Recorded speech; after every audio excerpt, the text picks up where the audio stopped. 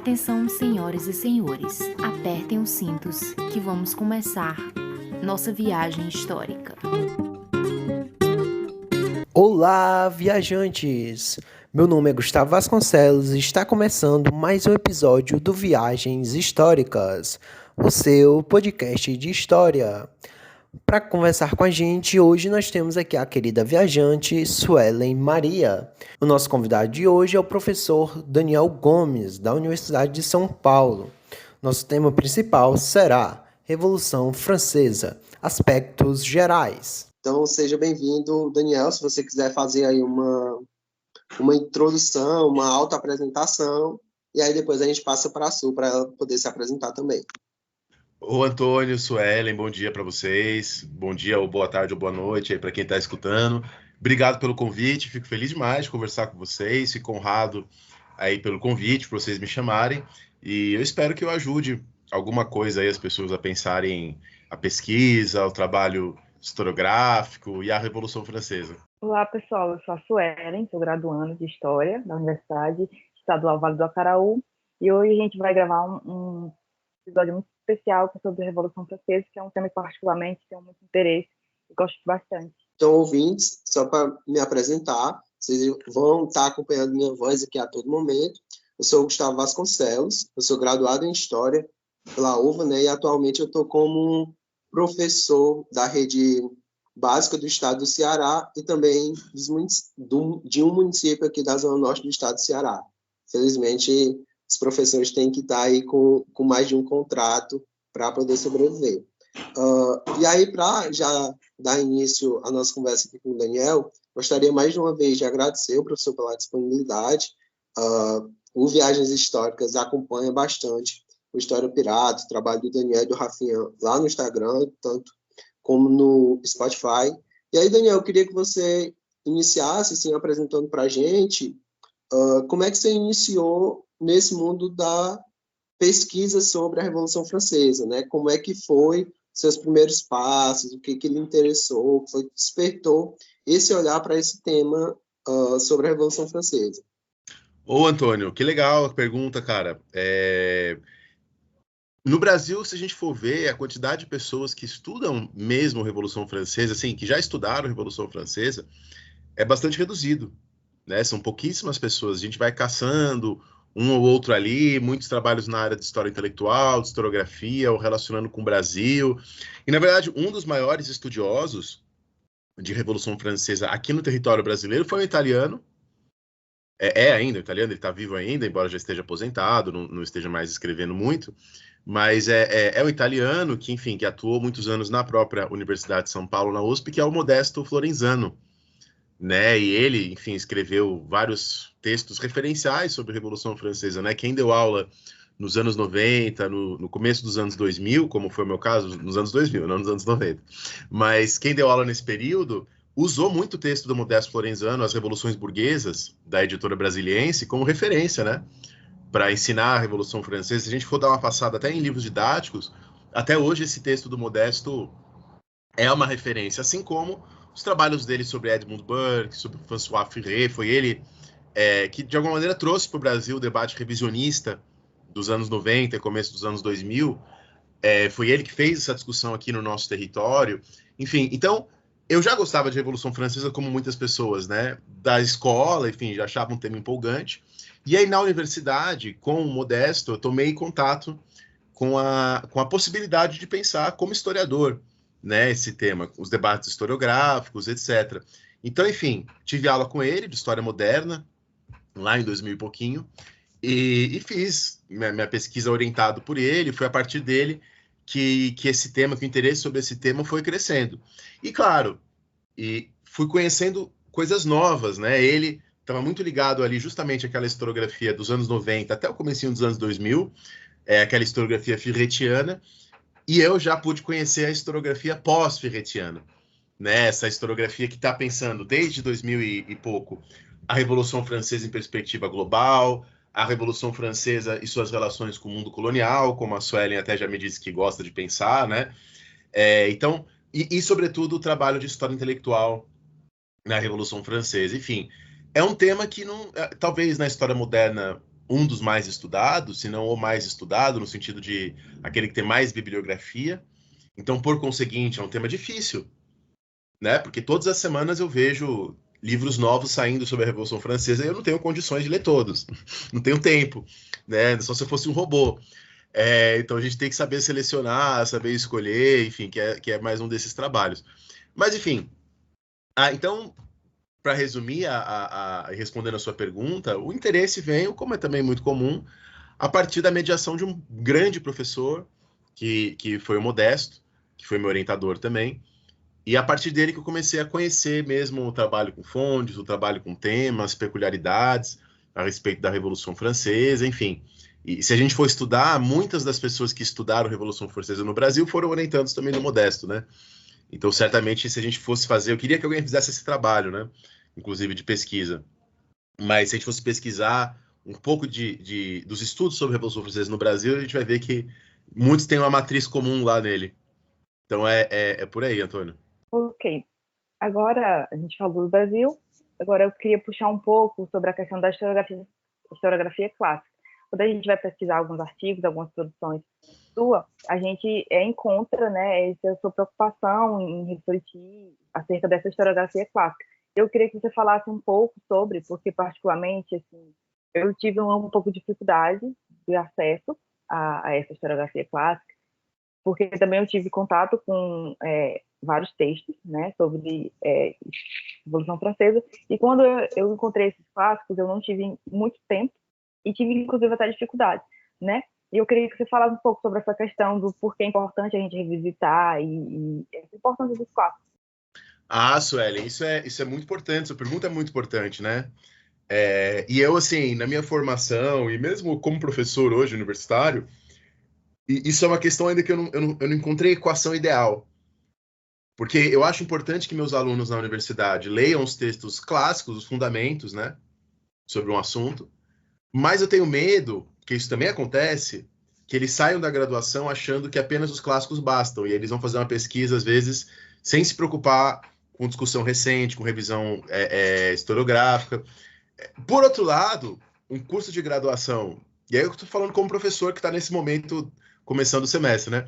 Um curso de graduação só com textos atuais, com artigos novos, eu acho que é fraco também. Acho que não seria interessante. Porque eles perdem justamente grandes trabalhos que ainda são referência, né? Porque o nosso... É diferente. Eu lembro que eu tinha uma grande amiga minha, que ela era da área da medicina. E a pesquisa dela era sobre... Se eu não me engano, tá? Se eu estou falando uma besteira, já peço desculpas para ela.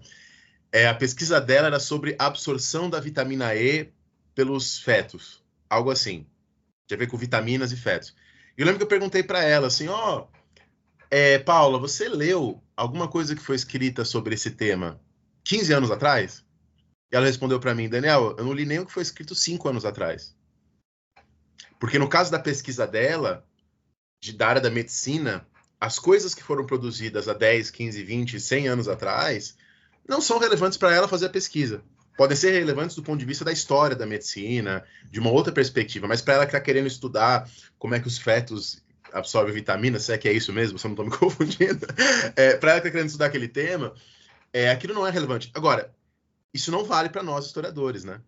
A nossa forma de conhecimento é diferente. A nossa forma de trabalho é diferente. Quer dizer, as fontes que o Michelet usava para pensar a Revolução Francesa, o Michelet, que é o maior historiador do século XIX sobre a Revolução Francesa, né? As fontes que o Michelet usava ainda são fontes importantes para nós. Mesmo que a gente tenha abordagens diferentes, mesmo que a gente tenha perspectivas diferentes, e mais, né? O fato, no nosso caso da história, o fato de um texto ser mais novo não significa necessariamente que ele é melhor. Não existe essa correspondência. Talvez entre eles das ciências da natureza isso possa acontecer.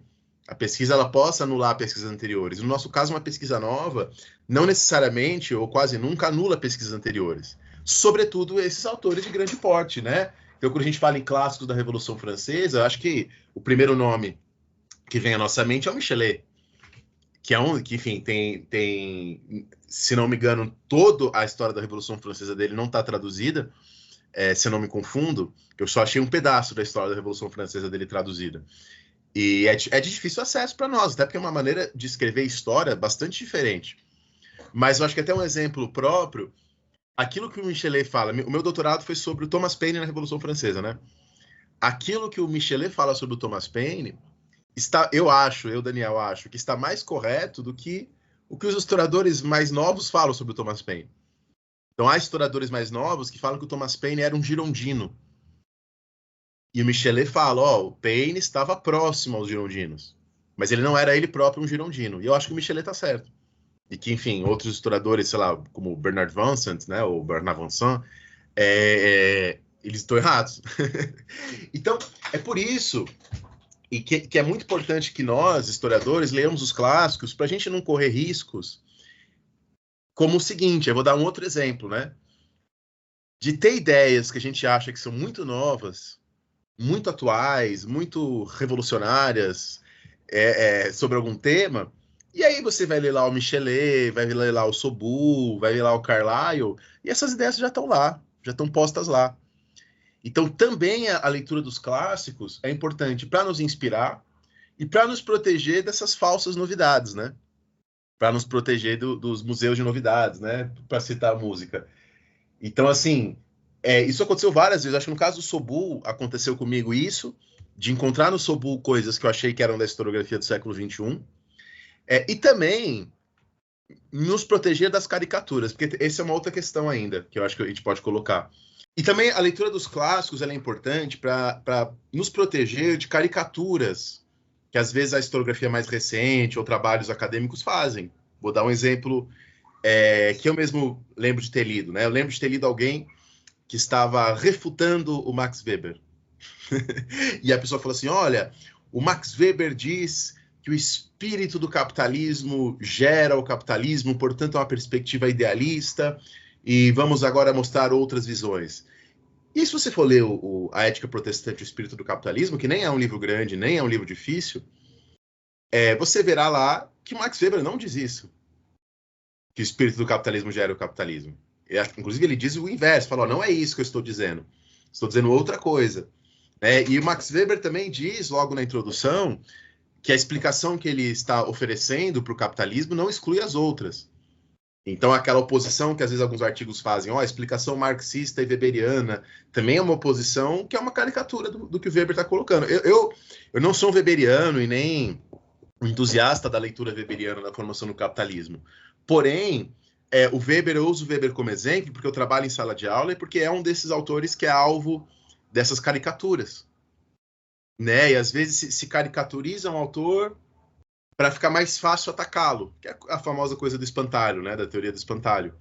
Então, ler os clássicos também nos ajuda a ter essa humildade epistemológica, né, e compreender que a gente não inventou tudo do zero, que já existe muita pesquisa anterior à nossa, e ter uma dimensão mais adequada da contribuição que a gente quer e que a gente pode fazer, né, a essa pesquisa. Então, Suelen, por isso que eu acho que a sua pergunta é muito relevante, sobretudo para alunos e alunas de graduação que nos escutam, para a gente tomar esses cuidados. Assim, é importante, é fundamental para a pesquisa lermos os trabalhos recentes, mas não podemos nos esquecer dos clássicos para não corrermos os riscos de reproduzirmos caricaturas e de acharmos que estamos fazendo uma grande inovação, quando na verdade é algo que já foi dito há muito tempo, de várias formas, para a gente dimensionar de maneira mais adequada o grau da nossa contribuição, né? E aí, falando disso, assim, é um grande desafio, né?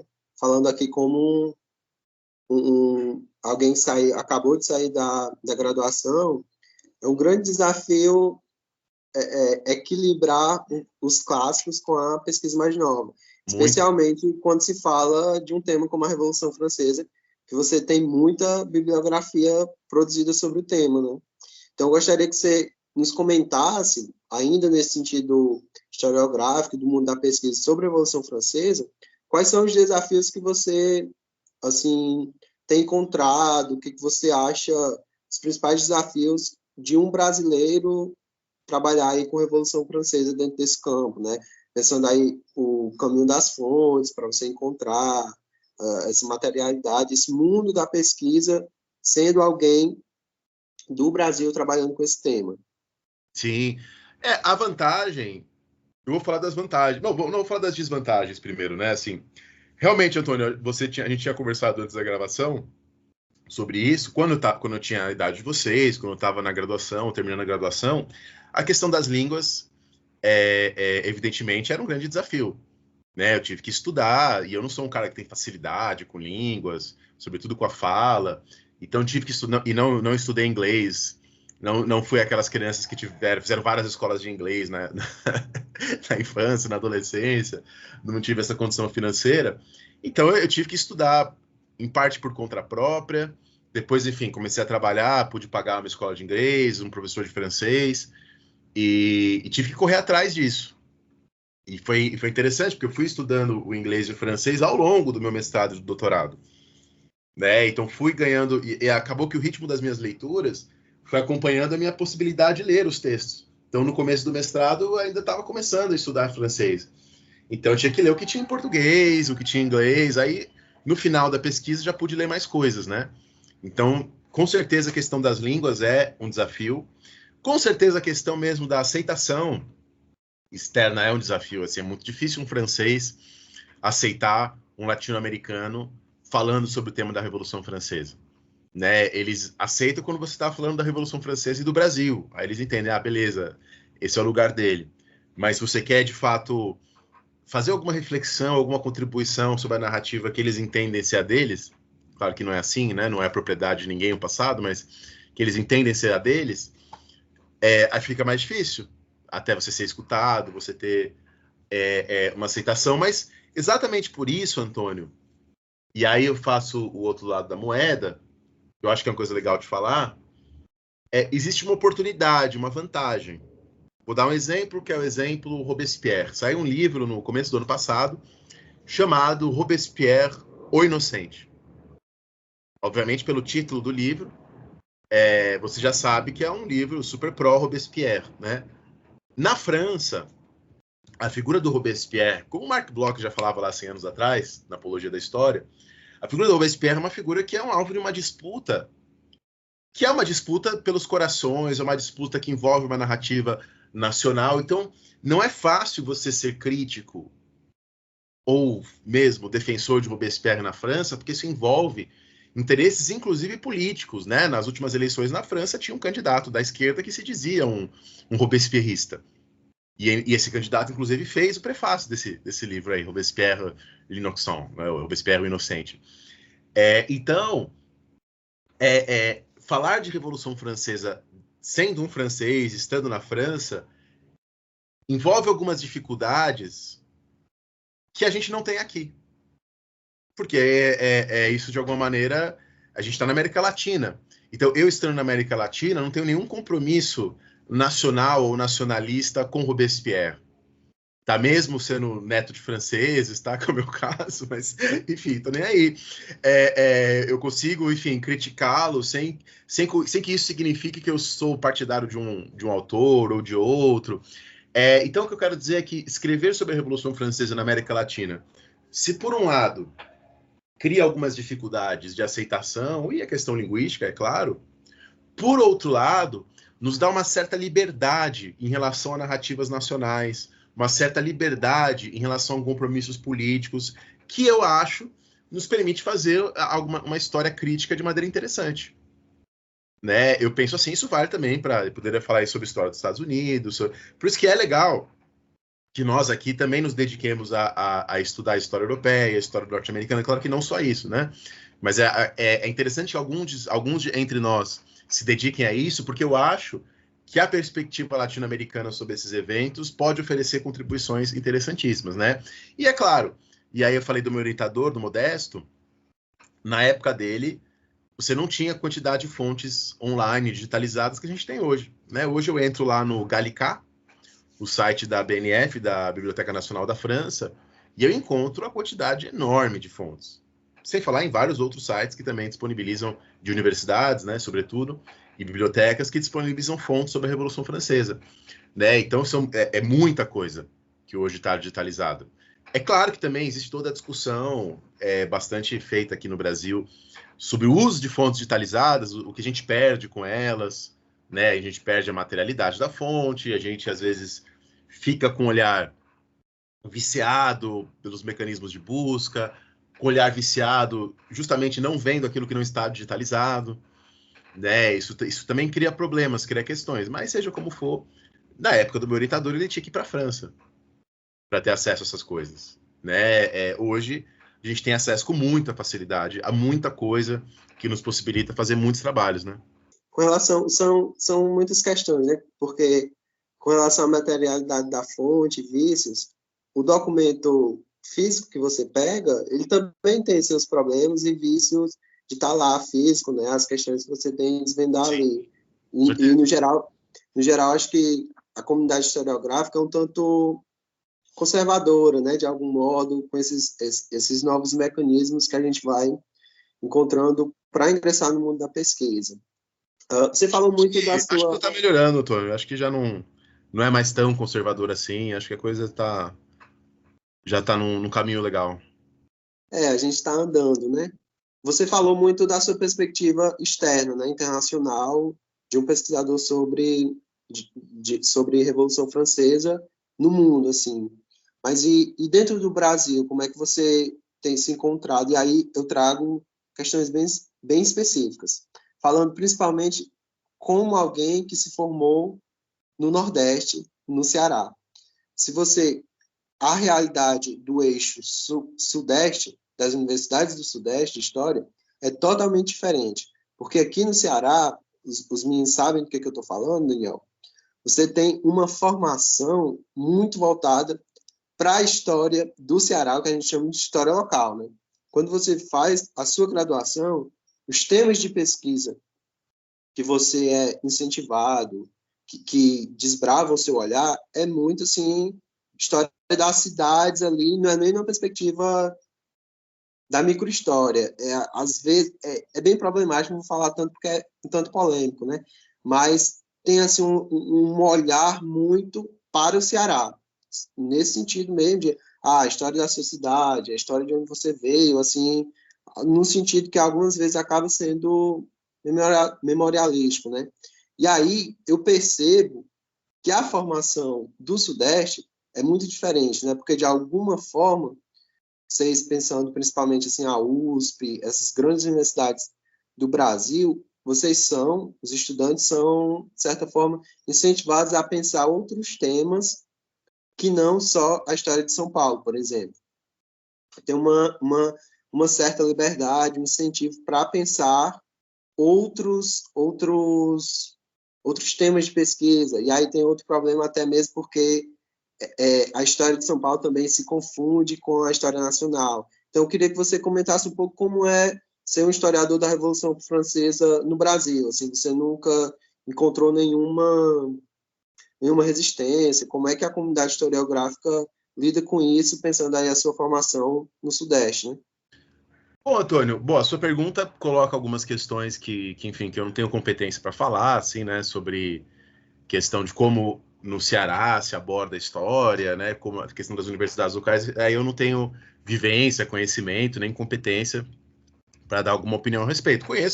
Tenho amigos, por exemplo, a professora Marília Azambuja, minha amiga, professora da Universidade Federal de Pernambuco, e ela é uma grande historiadora, né, ela tem trabalhos ali sobre o Renascimento italiano, enfim, tem feito alguns outros trabalhos dela que eu já li que vão sair, que são muito legais, e que tem perspectivas amplas.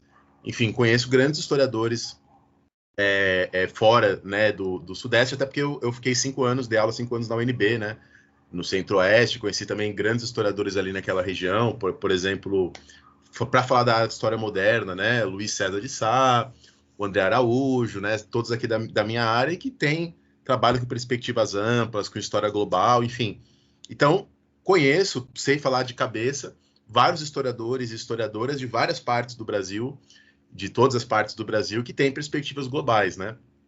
Mas, enfim, sobre trabalhar com Revolução Francesa no Brasil, né? Como eu te disse, conheci poucas pessoas, de fato, que trabalham com isso. Nunca senti uma resistência a respeito por parte de colegas, né? Mas já senti uma resistência, mas eu acho que é uma resistência saudável, salutar, boa, por parte de alunos. de alunos perguntarem assim para mim, professor, por que eu tenho que estudar isso, estando aqui no Brasil? Qual que é a relevância disso? Mas eu acho essa pergunta boa, Antônio. Eu acho essa pergunta importante, né? Eu estou trabalhando numa universidade pública, eu tenho que justificar a minha pesquisa. É claro que essa justificativa, aí é um ponto importante, e aí é uma questão que eu debato com os alunos.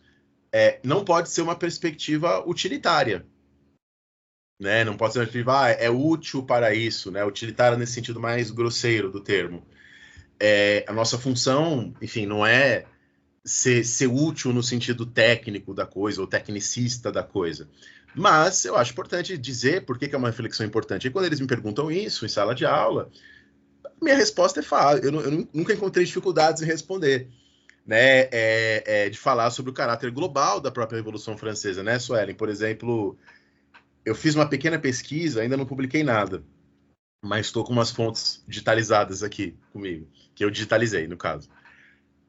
Quando você tem a abolição da escravidão na Revolução Francesa em 1794, isso tem um impacto grande no norte do Brasil, no Grão-Pará e no Maranhão, porque essa região fazia fronteira com a Guiana Francesa. Né? Vocês não escutam as pessoas falando assim, o Brasil é o país que tem a maior fronteira com a França, devido à Guiana Francesa. Então, quando acontece a abolição em 1794, você tem um problema aqui no norte do que hoje é o Brasil. E aí a documentação mostra senhores de escravos, está lá no Baena, senhores de escravos da Guiana Francesa fugindo para o Brasil. O governador-geral do Grão-Pará e do Maranhão fortificando o rio Oiapoque para evitar qualquer movimentação a esse respeito. Então, eu citei aqui um exemplo no Brasil, mas poderia citar o exemplo, e exemplos diretos, né, de impactos diretos, poderia citar na ilha de Java. A ilha de Java, ela sofre grandes transformações devido à Revolução Francesa, ela passa para domínio holandês, ela era de domínio dos Países Baixos, depois passa para os franceses, depois para os ingleses, e no final você tem um movimento islâmico no começo do século XIX na Ilha de Java. Eu gosto de usar o exemplo da Ilha de Java por ser um lugar que as pessoas consideram distante, etc. Então os impactos globais da Revolução Francesa são diretos e são indiretos também. E aí vocês já mencionaram, né? A gente poderia falar direitos humanos. Você deve pensar todos os limites e contradições da ideia de direitos humanos na Revolução Francesa. Mas apontar os limites e contradições não significa não reconhecer que aquilo foi referência para a discussão, para o bem e para o mal. Né? É importante, isso é importante de um jeito bom ou ruim, né? Essa é a segunda parte da discussão. Mas a importância das questões jurídico-políticas da Revolução Francesa são inegáveis. Né? Então, quando os alunos me colocam esse questionamento, eu acho salutar, eu acho bom. Eu nunca tive dificuldades em responder, nunca deixei de convencer, acho, né? Se alguém não se convenceu, pelo menos não me diz. Nunca deixei de estar convencido. Então é isso, você quer estudar a Constituição brasileira, o pensamento político brasileiro no século XIX, eles vão estar toda hora citando Benjamin Constant, né, que participa da Revolução Francesa. A ideia de poder moderador vem do Benjamin Constant. Tá? Você vai toda hora estar... eles estão toda hora citando Burke, citando Tocqueville. Então não dá para você estudar política brasileira no século XIX sem estudar esses autores, alguns deles que participam da Revolução Francesa, outros como Tocqueville, que refletem sobre a Revolução Francesa. Então, a importância, eu acho que é fundamental. Os meus colegas de área, historiadores e historiadores, acho que já reconhecem isso, por isso que nunca tive grandes problemas. Os alunos, às vezes, questionam, mas eu entendo esse questionamento dos alunos, imagino até que talvez seja uma outra pergunta, porque isso vem um pouco da maneira como eles estudaram a Revolução Francesa na escola, que costuma ser uma coisa aí, de fato, muito restrita à França, sem fazer essas relações que eu estou mostrando para vocês. E aí, um dos propósitos dos meus livros é tentar ajudar as pessoas a trazerem para a sala de aula essa discussão, fazendo livros de síntese, né, Antônio? Porque aí, Antônio, você falou, e eu acho que você tem total razão, concordo totalmente com você, quando você diz, é muito difícil acompanhar os textos novos que estão saindo por aí, né? Nossa, não é só difícil, Antônio, é impossível. Eu não consigo ler tudo de novo que sai de Revolução Francesa, que dirá sobre todos os assuntos de história que a gente trabalha no ensino médio, no ensino fundamental, né, no ensino básico. Já estou usando termos já de antigamente, né? Estou ficando velho. Acho que ensino médio não se usa mais, né? Mas, enfim. Então, por isso que é fundamental que especialistas façam trabalhos de síntese, né? E ofereçam esses trabalhos de síntese, como esses livros da editora Contexto, por exemplo, como antigamente o meu orientador fez na editora Brasiliense, né, lá comecinho dos anos 90. Então, esses trabalhos de síntese são fundamentais justamente para que as pessoas consigam ficar um pouquinho por dentro de debates e questões historiográficas mais recentes, sem precisar ler uma montanha de teses, doutorados, que ninguém dá conta, né? Não tem condições. Acho que é isso. Não sei se eu respondi bem aqui a pergunta.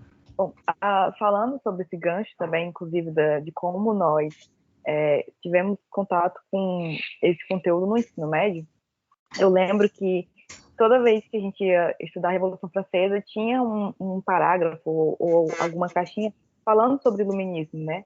E também tinha uma narrativa, pelo menos é pelo que eu me lembro do ensino médio, foi o que eu entendi naquele período, que o iluminismo tinha sido, assim, essencial, um pensamento essencial para acontecer a Revolução. Essa narrativa chegou para mim, né?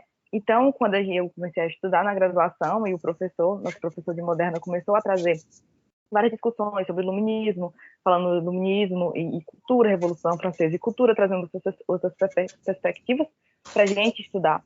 E eu gostaria que você falasse um pouco sobre isso, sobre como deu essa ligação do iluminismo com a Revolução, porque, particularmente, eu acho o iluminismo difícil assim, de estudar, porque a gente ainda mantém, querendo ou não, isso vem do meu ensino médio, pelo menos é algo particular que eu faço, de querer entender e definir as coisas naquelas 5 linhas, né? Aquelas que a gente decora e vai definir um conceito que é enorme em 5 linhas, né? E como é que a gente vai explicar para os alunos também, né?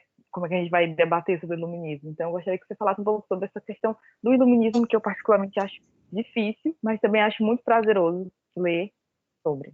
Não, Suelen, eu concordo, assim, também acho muito difícil. Eu estou escrevendo um livro sobre iluminismo. Eu estou tentando fazer uma síntese e vai demorar para sair. Não sei nem se o ano que vem sai. Acho que deve sair talvez no começo de 2026, se as coisas correrem bem. E eu também não estou com nenhuma pressa. Quero escrever com calma para fazer alguma coisa que, enfim, vale a pena, seja útil. E aí, justamente, pensando nesse livro, ainda estou bem no comecinho. Tem uma frase do Luciano Guerci, um texto dele sobre o século XVIII, que ele fala exatamente o que você disse agora, Sueli. O Guerci era um grande especialista em iluminismo. Então, ele estudou iluminismo a vida inteira e tem a mesma impressão que você.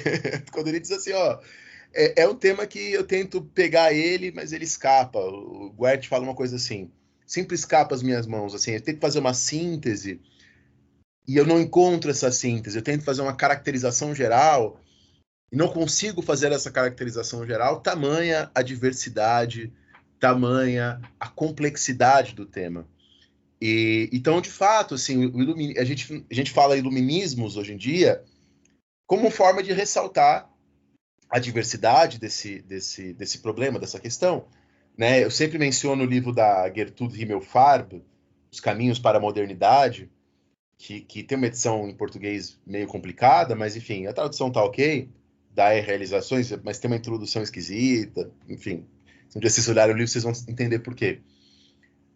Mas é um livro legal porque ela tenta mostrar, por exemplo, como o conservadorismo e o metodismo são também heranças das luzes. Eu concordo com ela.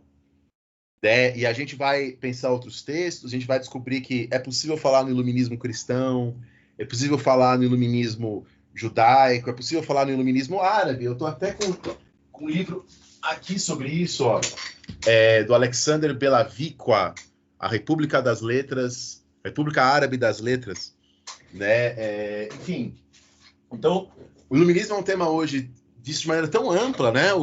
Tem um texto do Canigarres Esguerra, historiador, que ele fala, né? A quem pertence o iluminismo? Quem é dono do iluminismo? E aí, enfim, é um debate muito amplo. E aí, justamente, quando a gente pensa na relação entre esses iluminismos e a Revolução Francesa, a coisa fica ainda mais complicada, porque se eu considero Burke, e eu considero Edmund Burke um iluminista, Edmund Burke, para quem não sabe, crítico da Revolução Francesa. O grande crítico da Revolução Francesa durante a própria Revolução. Como é que eu falo que, se eu falasse que o pensamento dele é causa da Revolução Francesa, ficaria complicado. E aí eu acho, talvez, imagino que você conheça o texto, Suelen, que quem resolveu melhor essa equação é ainda um texto que já tem alguns bons anos do Chartier. O Chartier acho que resolveu esse problema. Né? Quando o Chartier vai buscar a relação entre iluminismo e Revolução Francesa, ele fala, ó, não dá para dizer que o iluminismo é causa da Revolução Francesa. Até é isso, né? Montesquieu não era um revolucionário. O esquema proposto lá no Espírito das Leis era um esquema que favoreceria a nobreza, né? Voltaire não era um revolucionário. Pode-se questionar, inclusive, se Rousseau era um revolucionário. Né? Lembra que lá no Contrato Social ele diz que a democracia perfeita só aconteceria, só seria adequada num povo de deuses, né? Então a perspectiva dele é questionável se ela é revolucionária. Eu acho que não, por exemplo. Porém, embora Montesquieu não fosse um revolucionário e fosse alguém ligado à nobreza, na Revolução Francesa, Montesquieu é uma das bases do pensamento de Robespierre. Quando Robespierre formula sua teoria do governo revolucionário, ela é toda feita em cima da tipologia do Montesquieu. Ele fala, Montesquieu diz que o despotismo é guiado pelo medo, a república é guiada pela virtude, a monarquia é guiada pela honra. Aí Robespierre fala, eu vou criar o 4 tipo, que é o governo revolucionário, que é o despotismo da virtude, que é uma combinação, né? Para criar uma república, eu preciso usar elementos do despotismo. Quer dizer, o Robespierre está pensando a política revolucionária em termos nos termos de Montesquieu, se submetendo às categorias do Montesquieu. E a criação que ele faz é a partir de Montesquieu. Então, quer dizer, Montesquieu era um revolucionário? Não. Mas Robespierre faz um uso revolucionário de Montesquieu. Aí que o Chartier resolve, por isso que o Chartier resolve esse problema. O iluminismo não é causa da Revolução Francesa. A Revolução Francesa transforma o iluminismo em seu antecessor. De certa maneira, a Revolução Francesa inventa o iluminismo na medida que ela dá para o iluminismo uma unidade que o iluminismo nunca teve, transformando em sua antecessora. E esse eu vou falar isso no meu futuro livro, no dia longínquo que ele for publicado, mas isso é um problema para quem estuda iluminismo, justamente porque entre nós e a ilustração, ou as ilustrações, há a Revolução Francesa, que cria facilidades e dificuldades nessa nossa relação com esse pensamento do século XVIII. Tá? E como assim, também vocês certamente conhecem Robert Darnton, esses autores, como esses autores deixaram claro para a gente, não dá para pensar o iluminismo simplesmente considerando as ideias em sua dimensão pura, entre aspas. Não dá para pensar o iluminismo sem pensar a circulação dessas ideias, a publicação, o lugar social, enfim, dos cafés, das sociedades literárias, dos salões. E aí é aquilo que eu sempre digo para os meus alunos, né? Falar dos salões, falar dos cafés, falar da circulação, falar da materialidade dos textos iluministas, não é mostrar um outro aspecto do iluminismo. Não é mostrar um outro lado do iluminismo. Não é isso. É mostrar a própria natureza do que é o iluminismo. Então, essa natureza não pode ser pensada do ponto de vista puro e simples das ideias. Como, enfim, o Franco Venturi, né, outro autor, historiador muito referência para mim, ao analisar o iluminismo, que, enfim, foi traduzido pelo meu orientador, pelo Modesto Florenzano, o Franco Venturi. O Franco Venturi deixava isso claro, né, quando ele fazia a crítica às histórias clássicas do iluminismo, né, as histórias clássicas do iluminismo, por exemplo, a filosofia do iluminismo, do Cassirer, por exemplo, o iluminismo, a ascensão do paganismo, do Peter Gay. E aí o Franco Venturi, em diálogo crítico com esses autores, o Franco Venturi diz, quando a gente vai analisar a história dos 700, do ponto de vista dos historiadores, a gente não tem que ficar, vamos supor que diz essa metáfora que eu acho muito legal, que o Franco Venturi usa, vamos supor que a história do pensamento é um rio. A gente não tem que ficar, como historiadores, buscando a nascente. Tipo assim, isso que o Voltaire está dizendo vem de Cícero. Isso que o Thomas Paine está dizendo vem de Platão. Ficar mostrando as origens das ideias não basta para o trabalho do historiador. E muitas vezes não é isso. O trabalho do historiador não é mostrar a nascente, e sim como esse rio abre os seus caminhos, em meio a quais obstáculos e dificuldades, né? São os termos que ele usa. Então, quer dizer, quem publica, quando publica, por que publica, se ele está repetindo uma ideia que já foi dita antes, mas tudo bem, mas ele está dizendo num contexto que é único, que é irrepetível, né? De uma maneira, para o historiador, todas as ideias são originais. Não existe cópia para o historiador em certa medida, né? Em certo olhar. Por quê? Porque todas as ideias são colocadas num contexto que é único, que é irrepetível. Então, se o Voltaire disse a mesma coisa que o Cícero no século XVIII, mesmo que ele use as mesmas palavras, mesmo que ele fale em latim, ele não está dizendo a mesma coisa. Ele está dizendo numa outra época, num outro momento, E quer dizer, para nós historiadores, essa coisa da recepção, da apropriação, da tradução, ela é fundamental para pensar uma ideia, e não simplesmente pensar as ideias puras, digamos assim, por assim dizer, né? Não que não existe ideias puras, mas vocês entendem o que eu quero dizer. E é isso, então, enfim, o iluminismo é um tema muito complexo, são vários iluminismos, inclusive pensadores à direita são também herdeiros dos iluminismos, inclusive pensadores contra-revolucionários são também herdeiros dos iluminismos, e a Revolução Francesa inventa um certo iluminismo, faz uma apropriação de certos autores e os transforma nos seus antecessores. Resumindo, essa é a resposta à pergunta. Continuando aí, a gente falou da complexidade do iluminismo, e aí você começou a falar, a gente percebe quão complexo é essa questão. E aí a gente estava discutindo também os manuais didáticos, né? Os livros didáticos, como que é complexo trabalhar com Revolução Francesa, por exemplo, no ensino básico, onde você tem ali uma estrutura de carreira que não te dá tempo de ler, e você tem que trabalhar... O professor de história ele tem que lidar com diversas temporalidades, assim, desde a Idade Antiga até os dias atuais. Assim, para mim, isso é um grande desafio.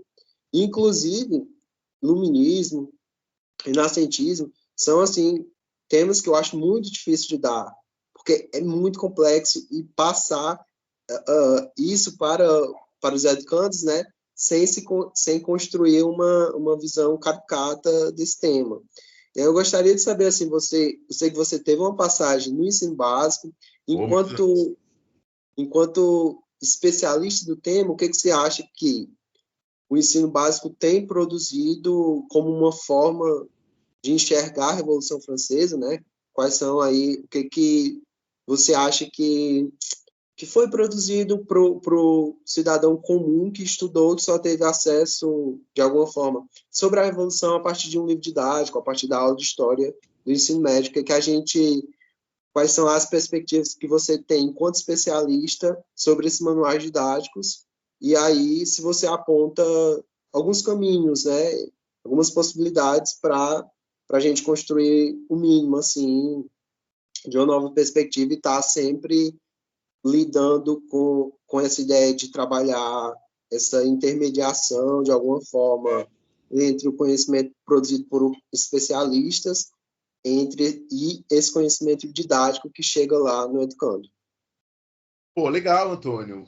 A pergunta é muito boa. Como eu te disse da última vez, né? Alguns elementos dessa pergunta eu não consigo responder por não ser mesmo minha área, eu não sou alguém da área da educação, né? Não trabalho com isso, então sempre corro o risco de falar besteira ao falar disso, mas eu posso falar, por exemplo, da minha experiência, né?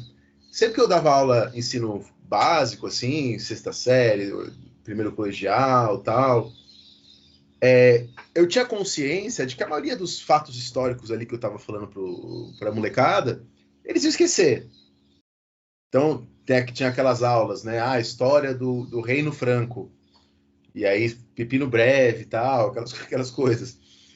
Inclusive, a gente fez um podcast sobre isso lá no História Pirata, ficou bem legal. Se eu tivesse escutado esse podcast quando eu era professor do ensino médio e tal, teria me ajudado. Mas eu lembro quando eu dava essas aulas, eu tinha plena consciência, é importante colocar isso na mente, que eles iriam esquecer isso rapidamente. Né? Mesmo o aluno estudioso, se ele não fosse para a área de história, possivelmente ele ia esquecer boa parte daquilo com o tempo. Dado que haverá certamente o esquecimento, eu sempre tinha isso na minha mente, assim, cada aula que eu dava, eu não sei se esse é o melhor método pedagógico, não sou da área, como disse para vocês, mas era uma coisa que eu fazia, né? Cada aula que eu dava, eu pensava assim, beleza, mas o que eu posso ensinar a partir disso de interessante para uma pessoa que não vai seguir a área das ciências humanas? Porque a pessoa que vai seguir a área das ciências humanas, ela vai continuar estudando isso. Mas uma pessoa que não vai, o que eu tenho a dizer aqui nessa aula para ele, para essa pessoa? E às vezes pode ser assim, no caso da história do Reino Franco, mesmo que ele esqueça aquilo, se eu contar uma boa história para eles, eu pensava, eu posso fazer com que ele goste e tenha respeito pelo conhecimento. E isso já é importante. Então, se você dá uma boa aula sobre um tema, mesmo que a pessoa vai esquecer, ela é importante pensar. Eu pensava assim, para a pessoa ter um respeito e gosto pelo conhecimento. Ou, às vezes, naquela aula, eu posso incentivá-los a conhecer um autor, uma autora importante, ou posso passar um valor importante. Então, no caso dessa aula, eu lembro que eu falava da Batalha de Poitiers, e aí eu mencionava uma sociedade racista, que nem sei se existe ainda, mas que existia na França, que fazia menção a essa batalha, uma sociedade que falava, olha, assim como expulsamos os árabes da França lá na Idade Média, na Batalha de Poitiers, temos que expulsar hoje. Então, eu mencionava essa sociedade racista e usava essa aula para fazer uma discussão, ainda que breve, dependendo da escola, sobre os usos políticos do passado. E isso é uma discussão que não é só para historiadores e historiadoras. É uma discussão que vale para, enfim, qualquer pessoa, todo cidadão, toda cidadã.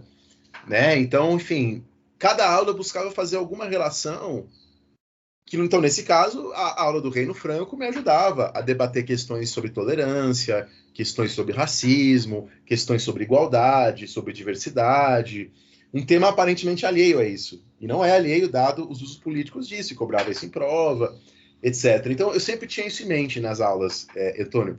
Cada discussão, cada ponto, cada problema, tentar passar algo de interessante para quem não será das ciências humanas, né? E no caso da Revolução Francesa, a Revolução Francesa é um prato cheio para isso. A Revolução Francesa, toda hora você tem discussões que você pode trazer para o presente. Então, é muito fácil você pegar lá os pontos da Declaração de Direitos do Homem e do Cidadão e ficar a aula inteira debatendo aqueles pontos, um por um. Todos eles, os alunos vão conseguir fazer relações com o presente. E, novamente, de forma crítica.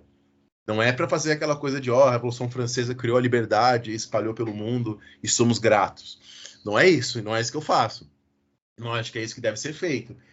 E aí a minha crítica, assim, veja, eu não li todos os livros didáticos do mundo, eu não posso fazer uma opinião geral sobre isso, mas eu posso dar uma opinião a respeito dos livros que eu trabalhei como professor.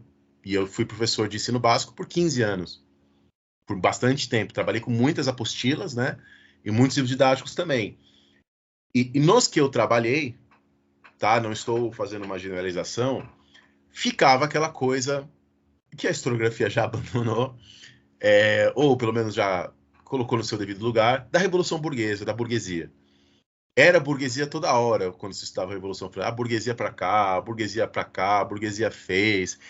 E de uma maneira, assim, muito complicada, porque burguesia no século XVIII é outra coisa, não é a mesma coisa que burguesia capitalista. Então, se eu estou falando da burguesia da Revolução Francesa, eu estou falando de letrados, estou falando de advogados, não estou falando do dono do Walmart, não estou falando do Elon Musk. Então, é uma percepção muito diferente de burguesia. E é claro que, poxa, eu lembro, isso era dado no 7º, 8º ano, né?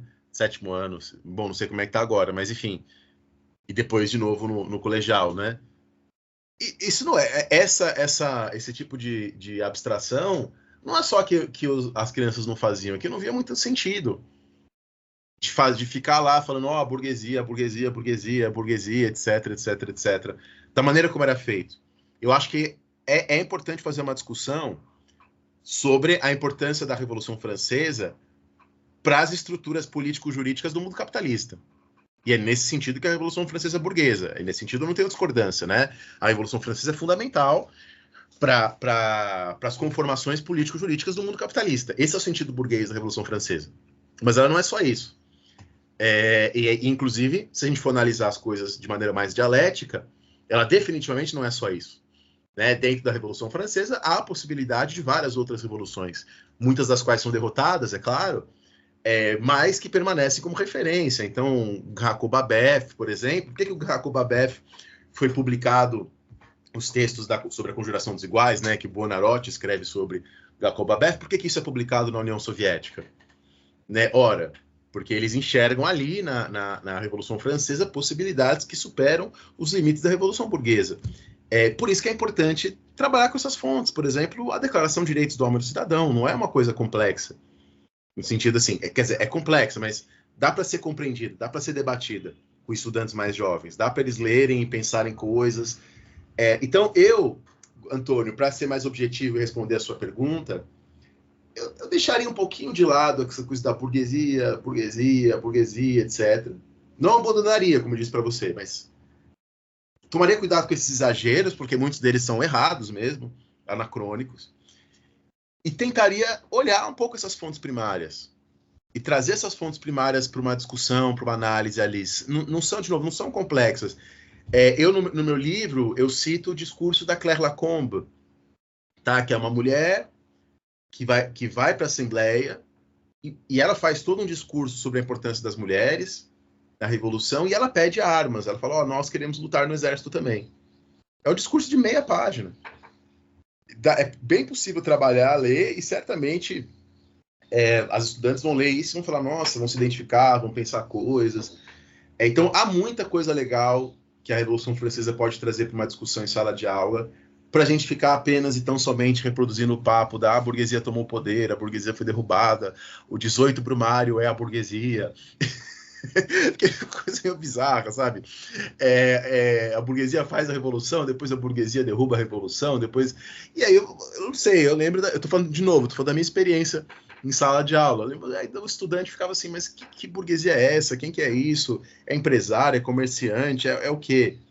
Né? Enfim, seria essa a minha sugestão. E trabalhar a imagem. A Revolução Francesa também, ela é riquíssima em imagens, né? Eu lembro de um estudante que estava começando o mestrado, nem sei se ele seguiu, nunca mais falei com ele, sobre o uso dessas imagens em sala de aula, produzidas na Revolução.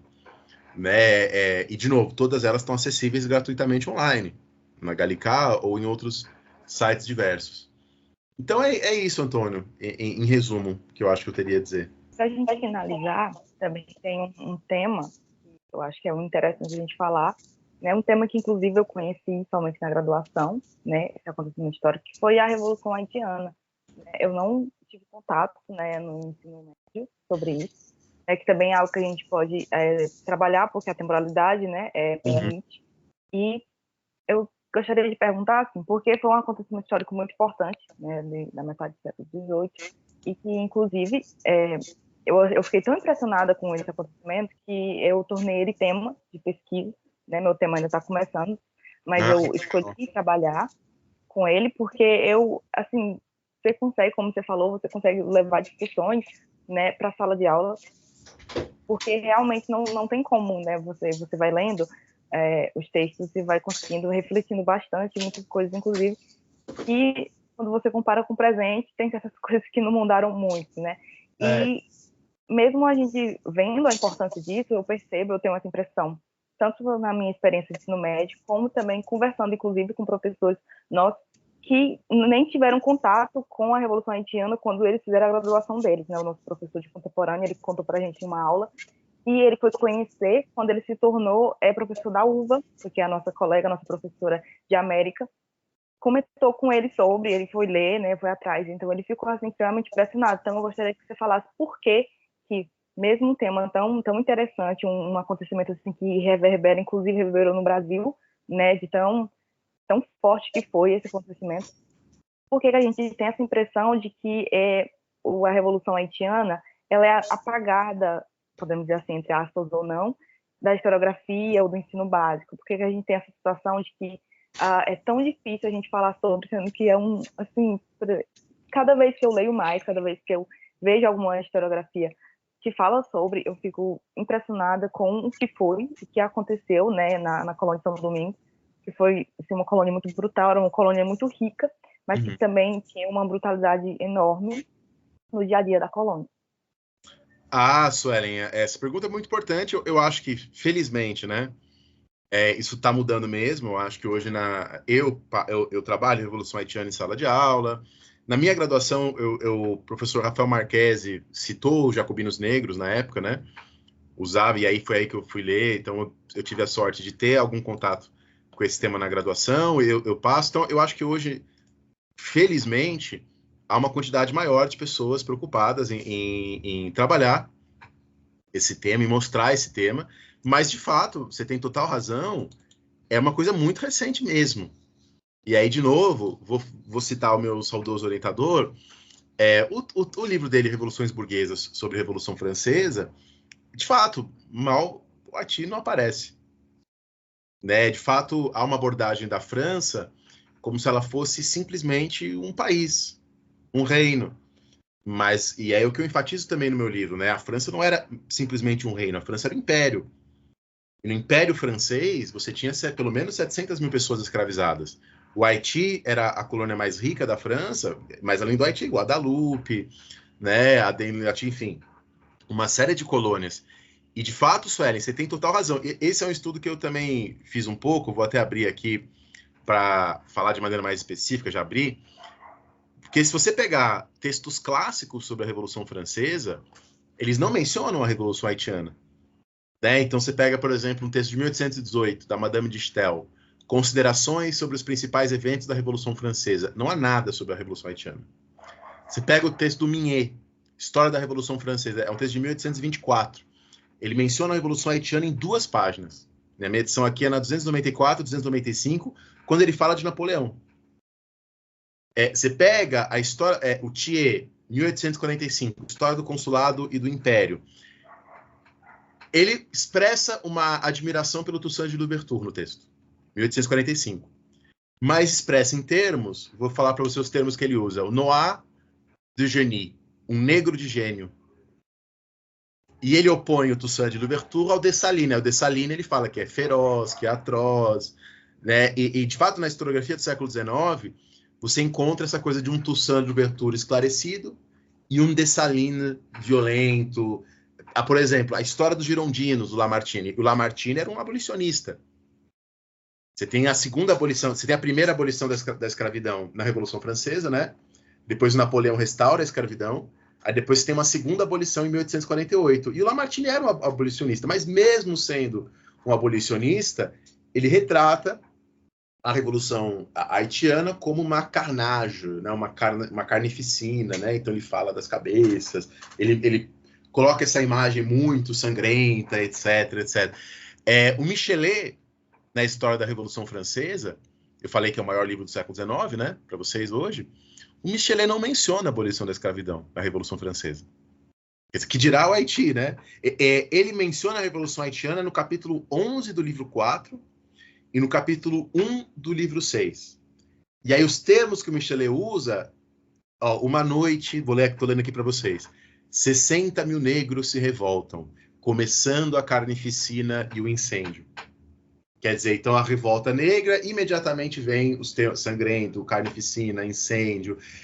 O Louis Blanc, 1854, na sua História da Revolução Francesa, ele usa o termo assim, l'inexprimable horreur de l'insurrection noire, né? o inefável, né? Horror da insurreição negra. E aí, Suelen, aí vem o historiador. Eles estão escrevendo isso. Então, os livros que eu citei aqui, 24, 45, 47, 54, no mesmo momento em que a França está invadindo a Argélia. Então, assim, não é à toa que eles estão assim, olha, esses negros selvagens, etc, etc. Então, tem um contexto dessa historiografia específica.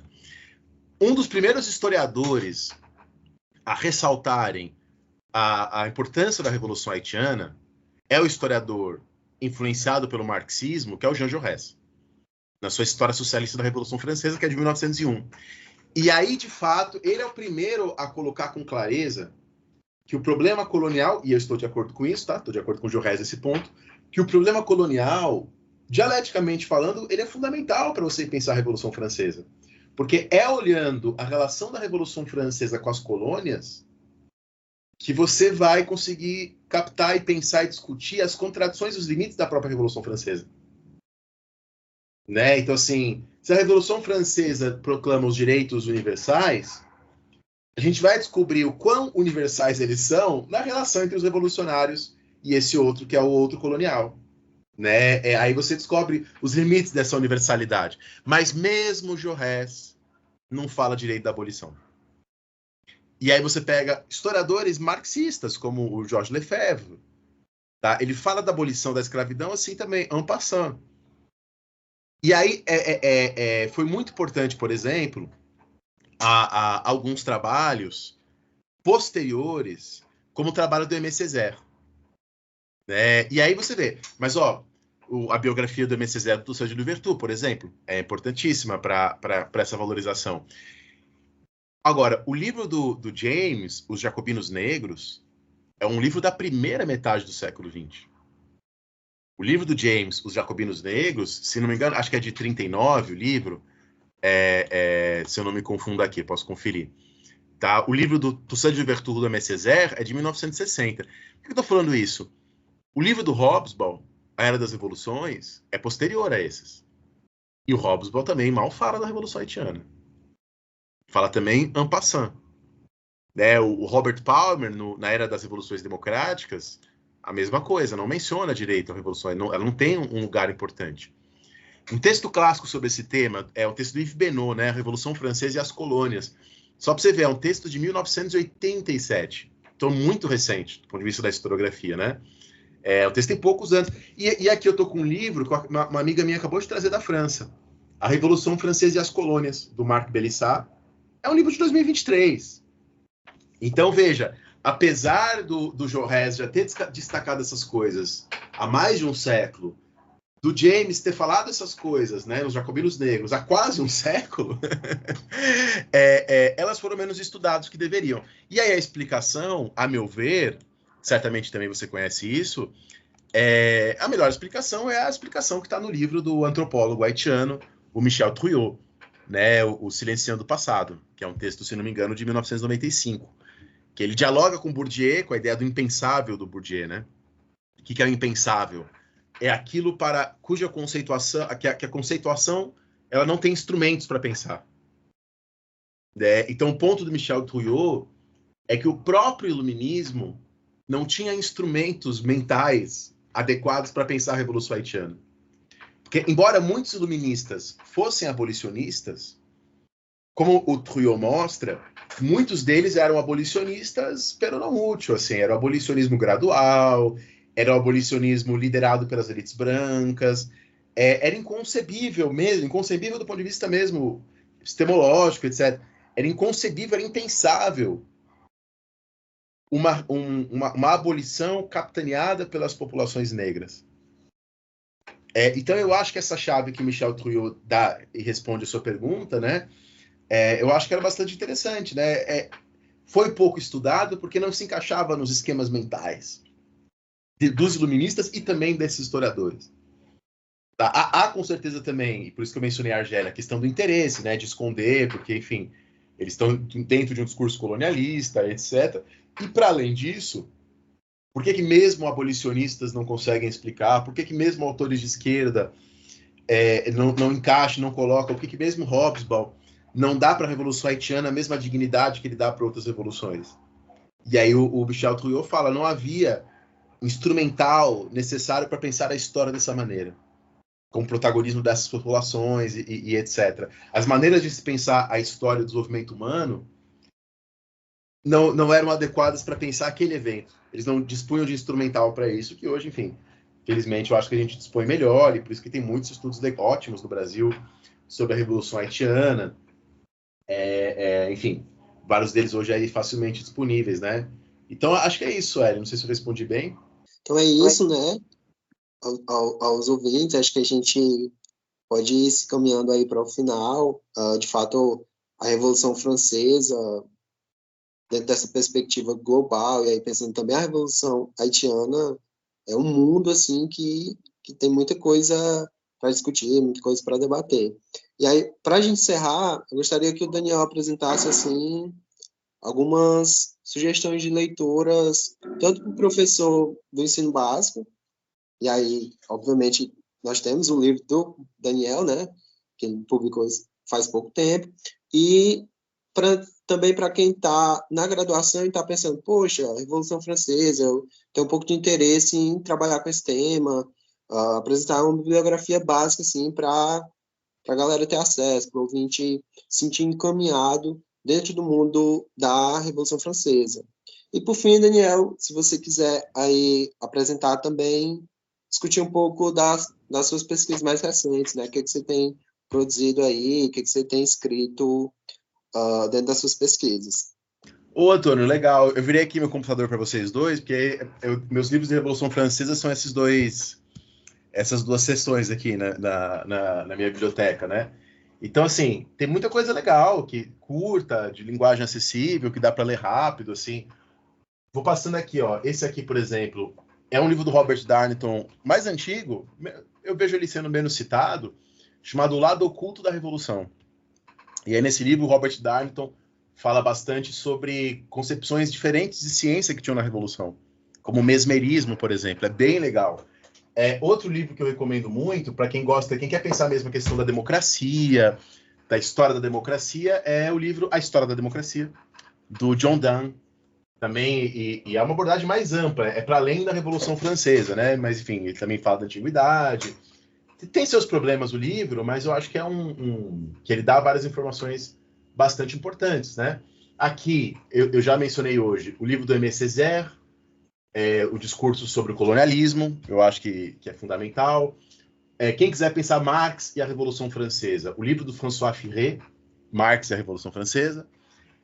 Sobre o Haiti, também recomendo Hegel e o Haiti, da Susan Buck-Morss.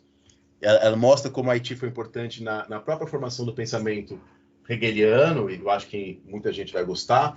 Essa historiadora Lynn Hunt, ela enfim, até truísmo dizer, fundamental, historiadora do Panamá, né, que hoje mora nos Estados Unidos. Então, esse livro aqui, A Invenção da Pornografia, ele é muito bom também, recomendo bastante. Deixa eu ver, aqui peguei um livro aqui bem ruim aqui na biblioteca, esse eu não vou recomendar, não. Tem alguns não tão bons também por aí. Ler as próprias fontes, né? Que nem o Burke, as reflexões sobre a Revolução na França. É muito bom as reflexões sobre a Revolução na França do Burke. Mesmo que a gente não seja conservador, né? Acho que vale muito a pena. A Ivânia Pocinho Mota traduziu os trabalhos da Mary Wollstonecraft também. Vocês encontram aí facilmente publicados. Então, assim, ler os direitos da mulher, da Mary Wollstonecraft, é muito importante. Quem quiser compreender um pouco do revisionismo, o primeiro livro para compreender o revisionismo é o livro do Alfred Cockburn, que tem em português A Interpretação Social da Revolução Francesa. Acho que vale muito a pena também. Quem quiser entender as mulheres da Revolução Francesa, fundamental, o livro da Tânia Machado Morim, Virtuosas e Perigosas, As Mulheres na Revolução Francesa. O Enio Squeff lançou em 89 o livro A Música na Revolução Francesa. E é legal que eu tinha lido esse livro, A Música na Revolução Francesa, faz tempo. E aí eu tive uma banda de rock com o filho do Enio Squeff, com o Gabriel Squeff. E aí eu lembro que eu achei o nome dele estranho, falei, ué, Squeff e tal. Ele falou, pô, meu pai também escreve sobre a Revolução Francesa. Eu falei, nossa, primeiro eu fiz a banda, depois descobri que era o filho. A Lynn Hunt, ela tem também o texto A Invenção dos Direitos Humanos, né, que é um clássico, acho que vale muito a pena ser lido. A própria Lynn Hunt tem o Cultura, Política e Classe na Revolução Francesa, né, que inclusive eu não estou achando aqui na minha biblioteca, eu estou achando estranho, será que eu perdi? Será que alguém levou? Então, Política, Cultura e Classe da Lynn Hunt, A Invenção dos Direitos Humanos da Lynn Hunt, um clássico, O Grande Medo, de 1789, do Georges Lefebvre, também é um texto fundamental, que vale muito a pena ser lido. Deixa eu ver aqui. Simão Escama não é um texto legal, não gosto. Roger Chartier, As Origens Culturais da Revolução Francesa.